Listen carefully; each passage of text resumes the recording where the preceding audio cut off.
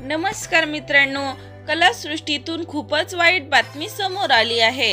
Corona व्हायरसच्या दुसऱ्या लाटेचा मोठा फटका चित्रपट आणि टीव्ही क्षेत्राला बसला आहे। बऱ्याच सेलिब्रिटींना या काळात कोरोनाची लागण झाली आहे। यात काहींना आपला जीवही गमवावा लागला आहे। त्यातीलच ड्रीम गर्ल्स आणि बरेच टीव्ही मालिकांमध्ये काम करणारी अभिनेत्री रिंकू सिंग निकुंज हिचे कोरोनामुळे निधन झाले आहे। रिंकूला कोरोना झाला होता, त्यामुळे तिला क्वारंटाईन करण्यात आले होते, परंतु तिचा ताप कमी होत नसल्याने तिला हॉस्पिटलमध्ये उपचारासाठी दाखल केले। परंतु तिची प्रकृती पाहताच तिला आयसीयू मध्ये दाखल केले।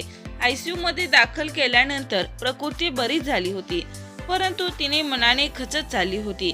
या आजारातून आपण बरे होणार नाही हाच विचार सतत तिच्या मनात येत होता। तसेच तिला त्यामध्ये दमाचाही त्रास होऊ लागला होता।